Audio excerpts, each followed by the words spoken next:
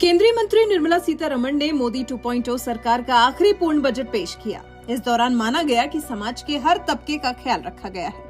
हालांकि विपक्ष को तो ये बजट नहीं भाया, लेकिन हाँ, आम जनता ने, उद्योगपतियों ने इस बजट को जरूर सराहा। इस बजट को आम जनता का बजट बताया। इसे बजट को बताते हुए एक और महत्वपूर्ण ऐलान वित्त मंत्री निर्मला सीतारमण ने किया।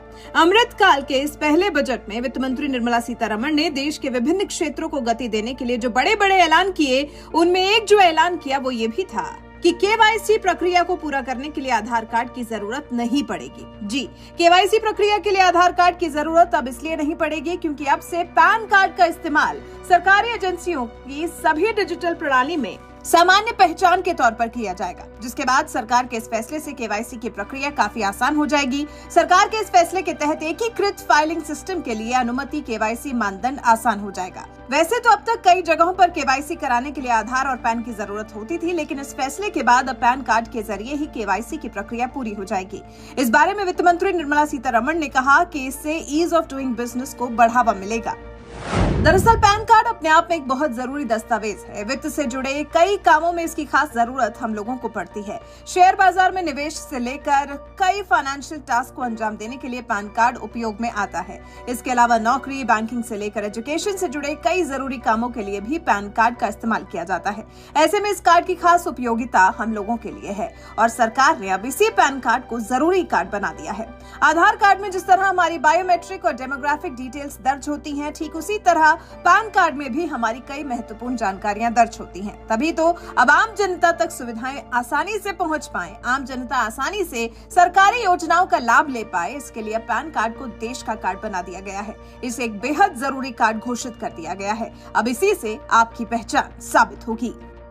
पैन कार्ड से साबित होगी पहचान। अब आप पैन कार्ड से वित्तीय लेन देन के साथ पहचान साबित करने के लिए भी पैन कार्ड का इस्तेमाल कर सकते हैं। पैन कार्ड का असली महत्व उस पर छपे 10 अक्षरों के अल्फान्यूमेरिक नंबर्स हैं। ये नंबर यूनिक होते हैं, यानी एक नंबर एक ही व्यक्ति के पास होता है।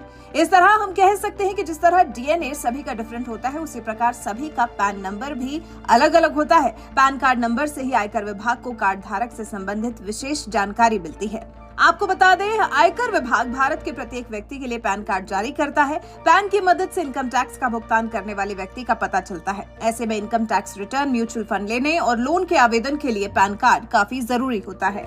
पैन कार्ड एक ऐसा कार्ड है जो पहले से ही भारतीयों के लिए पहचान पत्र का काम करता आया है। कुछ कामों के लिए तो पैन कार्ड काफी जरूरी होता है, जैसे income tax return, mutual fund निवेश, लोन के लिए अप्लाई करना। हालांकि पैन कार्ड जारी करने का मुख्य उद्देश्य एक ही है, सभी की वित्तीय जानकारी रखना, ताकि टैक्स संबंधित लक्ष्य को सरकार पूरा कर सके।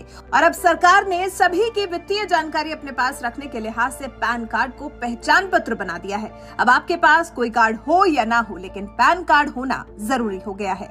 पैन कार्ड क्या है? Pan permanent account number. Tax भरने, बैंक खाता खोलने, निवेश करने आदि कार्यों के लिए कार्ड उपयोग किया जाता है। इसमें पैन नंबर और कार्ड धारक की पहचान संबंधित जानकारी होती है। पैन कार्ड नंबर में व्यक्ति का टैक्स और निवेश संबंधित डेटा होता है, इसलिए अपना पैन नंबर पता होना जरूरी होता है। वैसे सरकार के इस फैसले पर आपके क्या विचार हैं? सरकार ने जिस तरह से पैन कार्ड को पहचान पत्र बना देने का जो फैसला लिया है, आप इस बारे में क्या कहना चाहते हैं? अपनी राय हमें कमेंट कर जरूर बताएं।